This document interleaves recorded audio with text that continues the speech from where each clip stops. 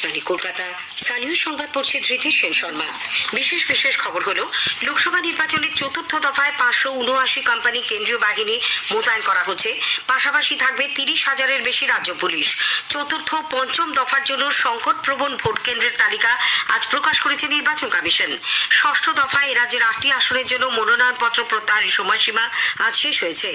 সন্দেশখালীতে viral video নিয়ে তৃণমূল কংগ্রেস নির্বাচন কমিশনের দ্বারস্থ হয়েছে। এদিকে বিজেপি বলেছে, যত ভিডিও প্রকাশ করা হবে সেখানে প্রতিবাদ আন্দোলন ততই বাড়বে। রাজ্যপালের বিরুদ্ধে শ্লীলতাহানির অভিযোগের প্রেক্ষিতে রাজভবনের তরফে আজ 2টি সিসিটিভি ফুটেজ প্রকাশ করা হয়েছে। ঘূর্ণাবর্ত অক্ষরেখার প্রভাবে রাজ্যের বিভিন্ন জেলায় আজ সারাদিনই ঝড় বৃষ্টি হচ্ছে। আসি বিস্তারিত খবরে। রাজ্যে লোকসভা নির্বাচনের চতুর্থ দফায় 579 কোম্পানি কেন্দ্রীয় বাহিনী মোতায়েন করা হচ্ছে। পাশাপাশি থাকছে 30,000-এর বেশি রাজ্য পুলিশ। চতুর্থ দফায় আগামী সোমবার 13ই মে রাজ্যের 5 জেলার 8টি আসনে ভোট নেওয়া হবে। পূর্ব বর্ধমান জেলায় সর্বাধিক 152 কোম্পানি কেন্দ্রীয় বাহিনী মোতায়েন করা হবে বলে নির্বাচন কমিশন জানিয়েছে। বীরভূমে মোতায়েন থাকবে 131 কোম্পানি। এছাড়া আসানসোল দুর্গাপুর পুলিশ কমিশনারেটে 88 কোম্পানি, কৃষ্ণনগর পুলিশ জেলায় 81, মুর্শিদাবাদ পুলিশ জেলায় 73 ও রানাঘাট পুলিশ জেলায় 54 কোম্পানি কেন্দ্রীয় বাহিনী মোতায়েন করা হবে। এদিকে চতুর্থ এবং পঞ্চম দফায় রাজ্যের ক্রিটিক্যাল বা সংকটপ্রবণ ভোট কেন্দ্রের তালিকা আজ প্রকাশ করেছে নির্বাচন কমিশন। ওই দুই পর্বে দক্ষিণবঙ্গের 8 জেলার 15টি লোকসভা আসনে ভোট গ্রহণ। নির্বাচন কমিশনের প্রকাশিত তালিকা অনুযায়ী চতুর্থ দফায় 8টি লোকসভা কেন্দ্রের মোট 15,507টি ভোট কেন্দ্রের মধ্যে 3,647টিকে সংকটপ্রবণ হিসেবে চিহ্নিত করা হয়েছে। এর মধ্যে সবচেয়ে বেশি ভোট কেন্দ্র রয়েছে বোলপুরে 659টি। সব থেকে কম সংকটপ্রবণ ভোট কেন্দ্র রয়েছে বর্ধমান পূর্বে 301টি। একইভাবে পঞ্চম দফার 7টি লোকসভা আসনে 13,481টি ভোট কেন্দ্রের মধ্যে 7,711টিকে কমিশনের পক্ষ থেকে সংকটপ্রবণ হিসেবে চিহ্নিত করা হয়েছে। সর্বাধিক সংকটপ্রবণ ভোট কেন্দ্র রয়েছে হুগলিতে 1,787টি। সব থেকে কম বনগাঁয় 550টি। লোকসভা নির্বাচনে গত 3 দফার মতোই চতুর্থ দফার ভোট পর্ব অবাধ ও শান্তিপূর্ণ করতে নির্বাচন কমিশন বেশ কিছু ব্যবস্থা নিচ্ছে। গুরুত্ব দেওয়া হচ্ছে ওয়েবকাস্টিং এর ওপরেও। উপ নির্বাচন কমিশনার নিতেশ ব্যাসের নেতৃত্বে নির্বাচন কমিশনের অন্য আধিকারিকদের সঙ্গে মুখ্য নির্বাচনী আধিকারিক আরিজ আফতাব আজ এক জরুরি বৈঠকে বসেন। সেখানে কেন্দ্রীয় বাহিনী মোতায়েন নিয়ে আলোচনা হয়। বিশেষ সাধারণ পর্যবেক্ষক অলোক সিনহা ও পুলিশ পর্যবেক্ষক অনিল কুমার শর্মা আজ সিউড়ি থেকে চতুর্থ দফার সংশ্লিষ্ট জেলার নির্বাচনী আধিকারিক ও পুলিশ সুপারদের সঙ্গে ভিডিও কনফারেন্সে বৈঠক করেন। মুখ্য নির্বাচনী আধিকারিকও ওই কনফারেন্স কলে ছিলেন।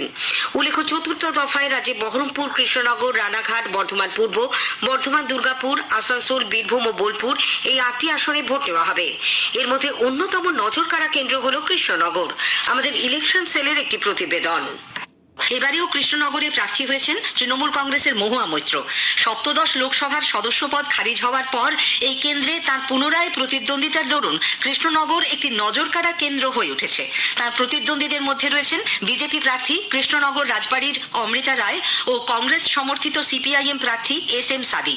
2019-এর নির্বাচনে কৃষ্ণনগর লোকসভা কেন্দ্রে তৃণমূল কংগ্রেস প্রার্থী মহুয়া মৈত্র 45% ভোট পেয়ে জয়ী হয়েছিলেন। নিকটতম প্রতিদ্বন্দ্বী বিজেপির কল্যাণ চৌবের সঙ্গে তার ভোটের ব্যবধান ছিল 65,000-এর বেশি। বিজেপি পেয়েছিল 40%-এর সামান্য বেশি ভোট।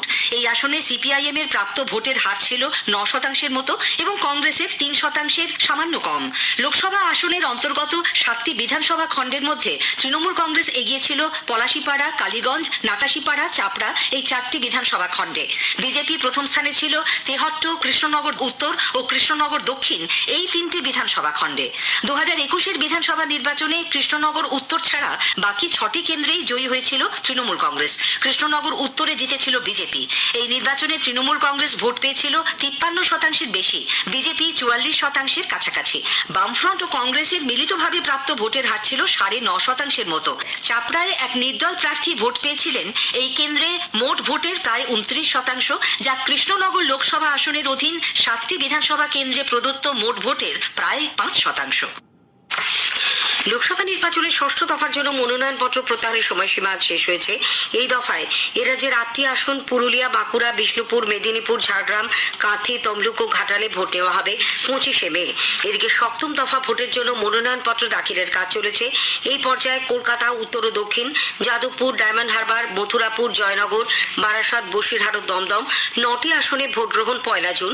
ওই দিনই বরানগর বিধানসভা আসনের উপনির্বাচনেও ভোট গ্রহণ করা হবে। কলকাতা দক্ষিণ লোকসভা আসনে তৃণমূল কংগ্রেস প্রার্থী মালা রায় এবং যাদবপুর আসনে ওই দলেরই সায়নী ঘোষ আজ মনোনয়ন পেশ করেছেন। বসিরহাট লোকসভা কেন্দ্রে বিজেপি প্রার্থী রেখা পাত্র এবং বারাসাত আসনে ওই দলেরই স্বপন মজুমদারও আজ তাদের মনোনয়ন জমা দেন। অন্যদিকে বরানগর বিধানসভা আসনের উপনির্বাচনের জন্য বিজেপি সজল ঘোষ ও সিপিআইএম এর তন্ময় ভট্টাচার্য আজ প্রার্থীপদ দাখিল করেন।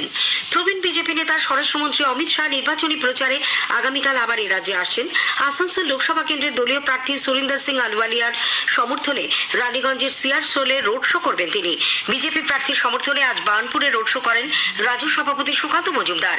এদিকে তৃণমূল কংগ্রেসের সাধারণ সম্পাদক অভিষেক বন্দ্যোপাধ্যায়ও আগামীকাল আসানসোলে দলের প্রার্থী শত্রুঘ্ন সিনহার সমর্থনে রোড শো করবেন।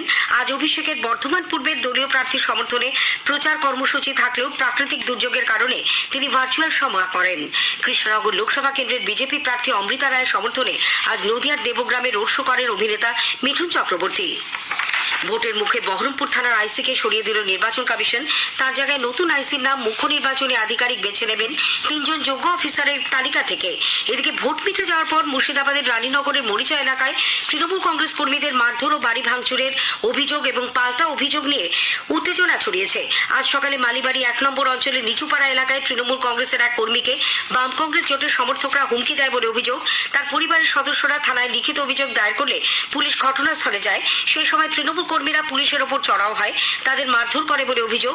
এক সাব ইন্সপেক্টর সহ 3 পুলিশ কর্মী আহত হন। তাদের প্রথমে স্থানীয় হাসপাতাল ও পরে মুর্শিদাবাদ মেডিকেল কলেজ হাসপাতালে ভর্তি করা হয়েছে। পুলিশ 7 জনকে গ্রেপ্তার করেছে। ভোটের মুখে উত্তর 24 পরগনার গাইঘাটায় অত্যাধুনিক আগ্নেয়াস্ত্র সমেত এক দুষ্কৃতীকে পুলিশ গ্রেপ্তার করেছে। তাকে আজ বনগাঁ মহকুমা আদালতে তোলা হলে 14 দিনের জেল হেফাজতে পাঠানো হয়। এদিকে লোকসভা নির্বাচনের প্রাক্কালে পূর্ব বর্ধমানের ভাতারে বাম শিবিরে ভাঙন ধরার খবর মিলেছে।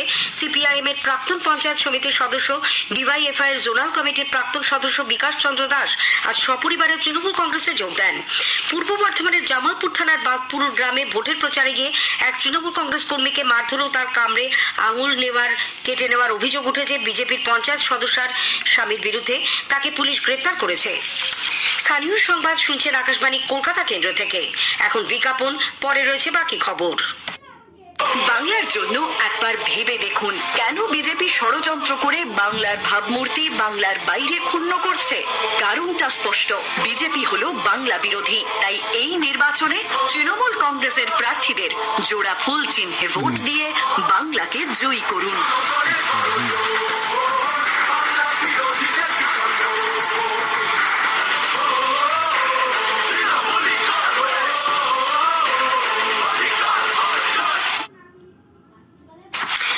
স্থানীয় সংবাদে সন্দেশখালী নিয়ে একের পর এক ভিডিও প্রকাশ্যে আসায় উত্তর 24 পরগনার এই দ্বীপ অঞ্চল এখন নির্বাচনী প্রচারের কেন্দ্রে। বিষয়টি নিয়ে তৃণমূল কংগ্রেস আজ নির্বাচন কমিশনের দ্বারস্থ হয়েছে। দলের রাজ্যসভার সাংসদ সাগরিকা ঘোষ নতুন দিল্লিতে কমিশনে এক চিঠি দিয়ে বিরোধী দলনেতা শুভেন্দু অধিকারীর বিরুদ্ধে ফৌজদারি মামলা দায়ের করার আবেদন জানান। পরে তিনি সাংবাদিকদের বলেন, हमने चिट्ठी दी है निर्वाचन आयोग को। इसमें हमने बताया है कि किस तरह से संदेशखाली में बीजेपी ने एक सोची समझी साजिश की, षड्यंत्र रचा। संदेशखाली में बलात्कार नहीं हुए हैं, ये सब झूठे हैं। महिला अब बोल रही है कि उनको जबरदस्ती करके शिक्षा देके पैसे देके झूठ बुलवाया गया। शुभेंदु अधिकारी जो बीजेपी के बड़े नेता हैं बंगाल में, उन्होंने किया है। हम चाहते हैं कि चुनाव आयोग इस पे हस्तक्षेप करे, पुलिस को आदेश दे कि आपराधिक कार्यवाही। এদিকে সন্দেশখালী নিয়ে যত ভিডিও প্রকাশ করা হবে সেখানে প্রতিবাদ ততটাই বৃদ্ধি পাবে বলে বিজেপি দাবি করেছে। কলকাতায় আজ এক সাংবাদিক বৈঠকে দলের রাজ্যসভার সাংসদ শ্রমিক ভট্টাচার্য বলেন, রেখা পাত্র যখন এই বক্তব্য রেখেছিলেন তখন রেখা পাত্র বিজেপির প্রার্থী ছিলেন না। সন্দেশখালীর বিভিন্ন দ্বীপে স্বতঃস্ফূর্তভাবে মহিলারা বিক্ষোভ দেখিয়েছিলেন এবং সেটা কোনো রাজনৈতিক বিক্ষোভ ছিল না। এখন রেখা পাত্র একজন গৃহবধূ, তিনি আন্দোলনে ছিলেন, কিন্তু রাষ্ট্রপতি ভবনে কারা গিয়েছিলেন তাদের রেখা পাত্র চেনেন না বা চিনতেন না। বিজেপি প্রার্থী হবার পর রেখা পাত্র এ ধরনের কোনো বক্তব্য রাখেননি। রাজ্যপাল সিভি আনন্দ বোসের বিরুদ্ধে ওঠা শ্লীলতাহানির অভিযোগের প্রেক্ষিতে আজ রাজভবনের তরফে দুটি সিসিটিভি ফুটেজ প্রকাশ করা হয়। সাংবাদিক ছাড়াও পূর্ব ঘোষণা মতো ইচ্ছুক কয়েকজন সাধারণ মানুষকে ওই ফুটেজ দেখাতে কলকাতা রাজভবনে আমন্ত্রণ জানানো হয়েছিল। ঘণ্টা দেড়েকের এই ভিডিও ফুটেজে মূলত রাজভবন চত্বরে অভিযোগকারিনীর গতিবিধি সামনে আনা হয়েছে। ফুটেজে তাকে গেটের কাছে পুলিশের আউটপোস্টে ঢুকতে দেখা যায়। ঘূর্ণাবর্ত এবং অক্ষরেখার প্রভাবে রাজ্যের বিভিন্ন জেলায় সারাদিনই ঝড় বৃষ্টি হচ্ছে। আলিপুর আবহাওয়া দপ্তর জানিয়েছে কলকাতা, উত্তর ও দক্ষিণ 24 পরগনা, হাওড়া, হুগলি, নদিয়া, 2 বর্ধমান, পুরুলিয়া, বাঁকুড়া, বীরভূম, পশ্চিম মেদিনীপুর ও ঝাড়গ্রাম জেলায় বজ্র বিদ্যুৎ সহ একটানা বৃষ্টিতে তাপমাত্রা অনেকটাই নেমে এসেছে। কলকাতার সর্বোচ্চ তাপমাত্রা ছিল 32 ডিগ্রি সেলসিয়াস, স্বাভাবিকের তুলনায় যা 3.7 ডিগ্রি কম। আগামীকালও ঝড় বৃষ্টির পূর্বাভাস রয়েছে। স্থানীয় সংবাদ শেষ হলো।